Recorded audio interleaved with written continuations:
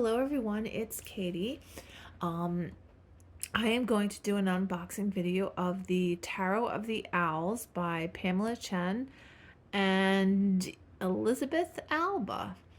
So I am really excited about this deck because first of all, I love owls, and second of all, I've been following Pamela for a while now, and she's been showing pictures of her deck, and I'm really excited. So I can't wait to dive into this one today. So very exciting. It has the usual magnetic box from Llewellyn. This is published by Llewellyn, and it's just I can't. I'm like really excited about this. So pardon me if I stumble with my words here. But I did already pre-open it a little bit because I wanted to make it easier for the unboxing video and the review video. So I really haven't done too much. I haven't looked at the cards, but I did flip through the book just to have a general idea of where things are located. So it is a nice size book in full color. I'm going to move this box out of the way for just a minute, and we are going to page through the book. So it does tell you a little bit about the other works by Pamela and Elizabeth.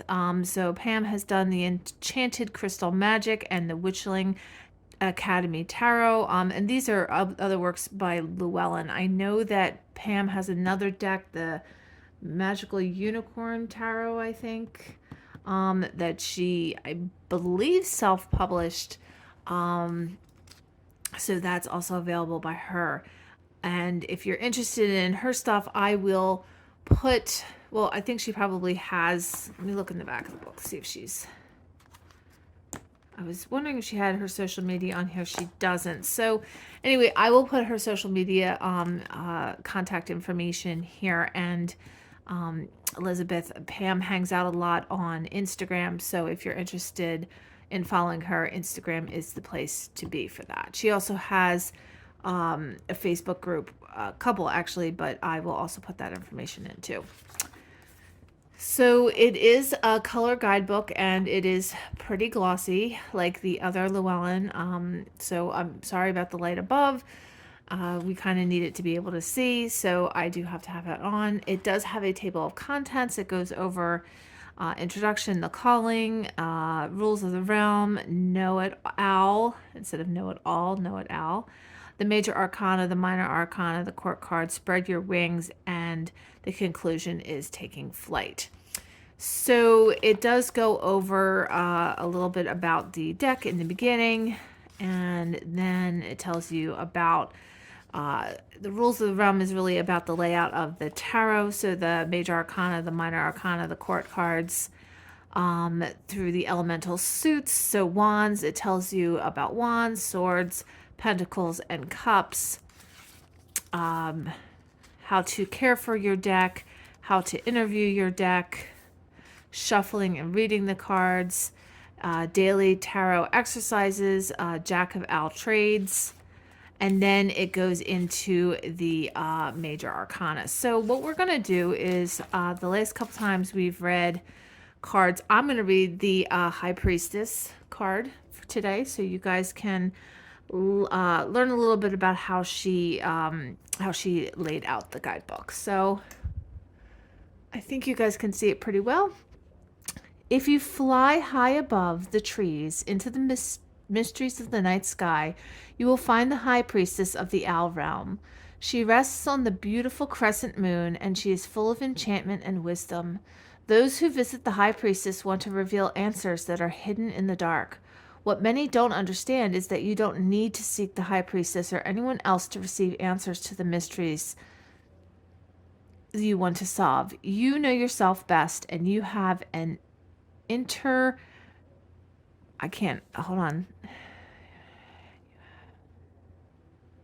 you have internal cosmic guidance system. I'm sorry. Some call it intuition that can guide you to the answers that are already available to you. The response via your intuition and the response of the wise High Priestess are going to be the same, full of riddles and clues that you have to figure out. Though the answers might be confusing at first, continue to learn the mystical language of your intuition. It will serve you well. The upright owl wisdom. Unknown possibilities are where the magic happens. If you base what is going to happen on what has happened before, then you are creating from your future from the past. This does not allow your dreams to manifest. Instead, it is important to connect to the field of possibilities within and around you. Dream a future that you desire, and then let that dream appear however it wants. When you are open to every possibility, miracles appear. The High Priestess encourages you to trust the intentions you put out into the universe and know that the cosmic energies are putting it all together for you. So you do not need to know how, just that it is already done. Stay in the mystery, allow your intuition to give you clues and guide you to your desires. So the reversed owl outlook. If you are entering an agreement with someone, this is not the time to exist in the unknown. Trusting and praying that will all work out can only get you so far. You have to use your practical and logical sides to best prepare for this task or project. There might be a hidden agendas that could help or work against what you are doing. Figure out what is hidden before you make any permanent decisions. I'm sorry about that. I have a hard time reading sideways. I'm on this side of the tripod, so it's hard for me to read sideways. So it has a full page for each of the major arcana and for the minor arcana, but the minor arcana doesn't have as much information, as much of a story in the front. So let's go back all the way to the back of the book where she goes over some spreads. So Spread Your Rings is all about spreads. So we have the single card spread, then we have the 3-card spread, and it gives you different ideas of how to do a 3-card spread. There are other spreads, for example, the Intuitive Flight spread, Next Level Tarot Self spread, Owl Possibilities spread, the Magic Within spread, and then that's it. That's the end of the book, and it tells you a little bit about Llewellyn here. So this looks like it's going to be a good guidebook to go through each of the cards, and I'm really excited. But now let's dive into the cards themselves. I do like that the bottom is the back of the card. So let's... Oops, there goes the box right on the floor. We are going to zoom in, and I'm going to try to make it so you can not get the glare of the light above. Let's zoom out just a little bit. That's perfect. All right. So we're going to go through the cards, and I am going to put some background music because I tend not to speak during this process, mainly because I want you to allow your intuition to step forward as you're looking at the cards, because I think that really makes it very important. It's important when I watch flip through readings. I mean, I do like the feedback that people have, and I will throw my 2 cents in where it's necessary. But I think that seeing the cards and seeing if they speak to you is the most important thing. So we do have like a little happy squirrel up here, which is kind of cute. And it's a fledgling, which is pretty awesome. Stepping out for the first time, can it make its flight as it's leaving the nest? It is a highly glossy card. So you can see my light above. It is typical Llewellyn cardstock, so it is not overly thick, but it's not so thin that you feel like you're shuffling paper. And it does appear that maybe after several shuffles, it might start to tear a little bit. But you know what? That really doesn't bother me because I think it adds character. It might bother you. So it is not reversible because you can see that if you know that the cool colors are on the top and the warm colors are on the bottom, that if it were reversed, then you would know that it is reversed. But I don't read reversals, so that doesn't bother me. It might bother you.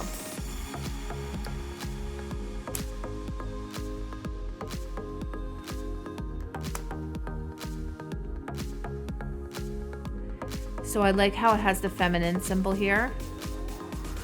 I kind of would have liked the masculine symbol here. Well, yeah, I would have liked, you know, the symbol for male here. This is the Ankh, so that's not the same.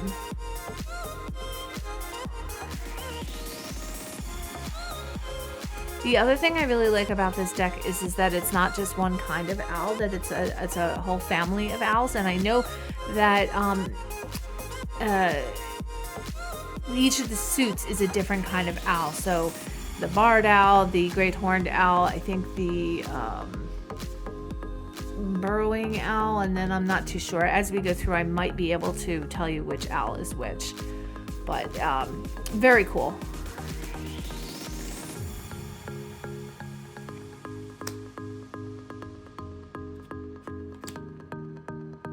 Look at that hermit card. I love it.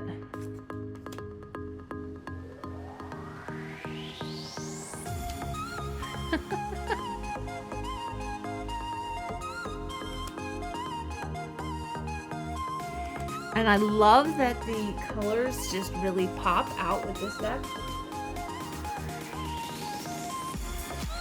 That it's really vibrant.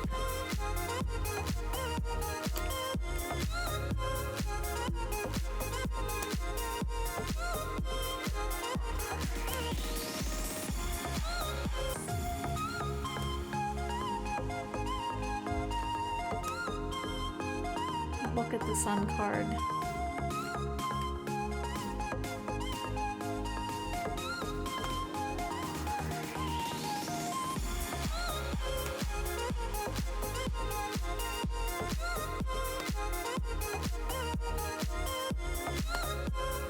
So it appears that the wands is the great horned owl suit.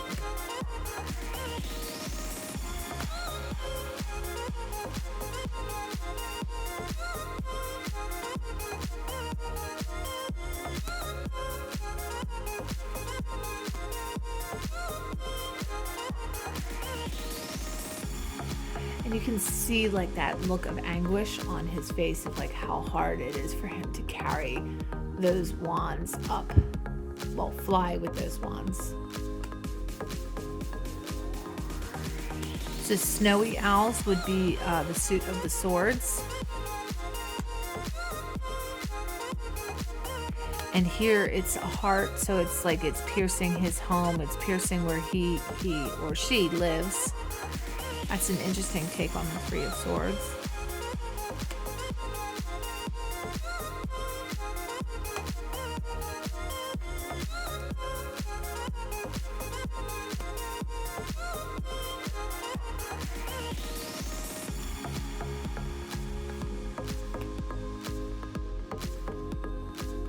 So I believe that these are burrowing owls.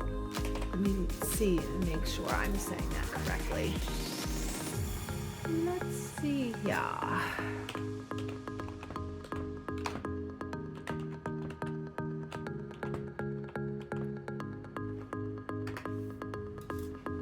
Yeah, so they are burrowing owls.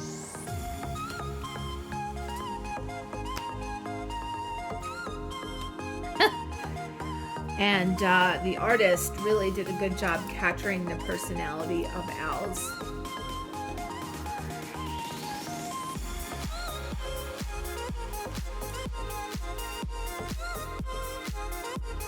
Oops.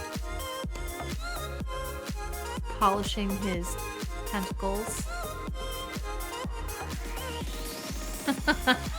Look at this. It's so funny.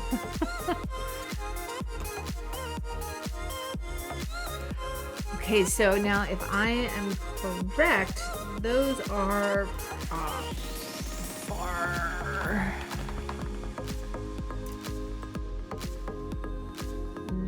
maybe barn owls? Let me see.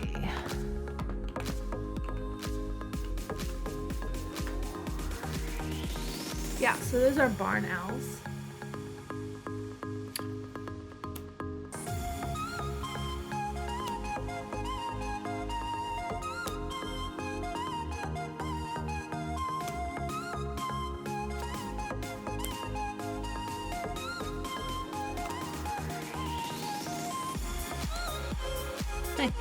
He's cute. Look, looks like they have snakes that they're going after.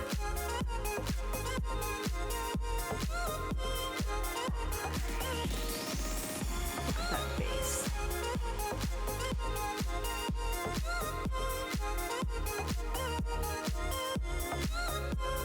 Okay, so now we're going into, okay, sorry, I got a little. So now we're getting into the court cards, and so we have wands, going through the pages now.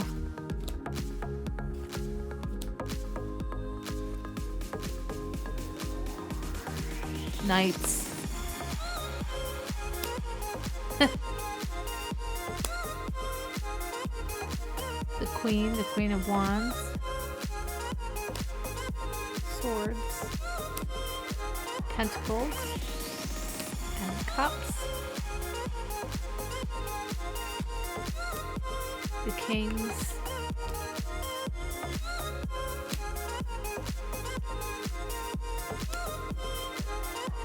So all in all, I think that this is a really fantastic deck. I really enjoyed it. So what we're going to do now is we are going to shuffle and pull a card and read from the book, just so you can get an idea of how it works. So it is really glossy, so it should shuffle very easily. You could definitely do the riffle shuffle if that's something that you're interested in, where you make the fan. I don't personally do my decks that way.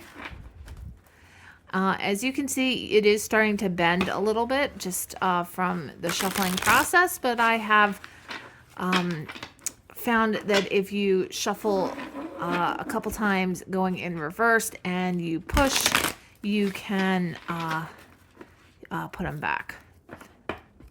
So it will fan out really easily because it is so glossy.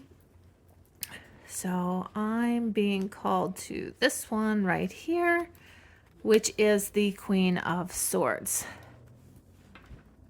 All right, so we are going to open the guidebook and find the Queen of Swords. And I'm going to read the Queen of Swords. The butterflies fluttering around the Queen of Swords represent all her beautiful ideas that she would love to implement for the realm. The queen might seem distant, sitting on her throne in the middle of nowhere, but she's merely gathering her vibrant thoughts. She thinks before she speaks and is very decisive when communicating. She will not beat around the bush. She is straightforward and to the point. The Queen of Swords is a genius, a masterful strategist, and she's hyper-focused on her goals. The upright owl wisdom. The answers you seek are not out there in the physical world, but they are inside your mind. You already know what you're supposed to be doing. You have an amazing plan, so it's time to execute it. Step up and claim your crown. Share your amazing smarts with the world. Your ideas are needed, and it's time to reveal them to the public. Don't let your doubts and fears hold you back from becoming that queen in your life. Reversed owl outlook.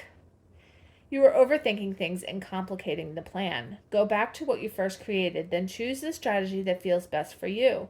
Follow the path of least resistance, the path where the swords slice through the obstacles with one swift swing. It is important to focus on what you are cutting away with your swords. Do not cut out the things that are important to your mission. So that is a beautiful reading, and I think that it is a beautiful ending to a wonderful deck. I really I'm very excited about this deck. I think Pamela and Elizabeth did a really good job, and I'm really looking forward to using this in my everyday readings and in my readings for my clients. So if you would like to book a reading with me, you can find the link for that in the description box below, or visiting katiemcbrien.com, which will most likely redirect you to my current website, which is crystalshamaness.com, where I sell some of the beautiful jewelry that you see me wearing in my videos. I sell rings. I have a couple of the ones on my middle finger, which is labradorite, and I am also selling some of these, which is pokey diamonds, and actually I have these for sale, and I do not have this or this, but I do have other fantastic jewels on my website, which you can go by visiting crystalshamaness.com or just following the links below, and it will take you to wherever my website is at the moment. So I hope everyone has a very good day, and I will see you in the next video.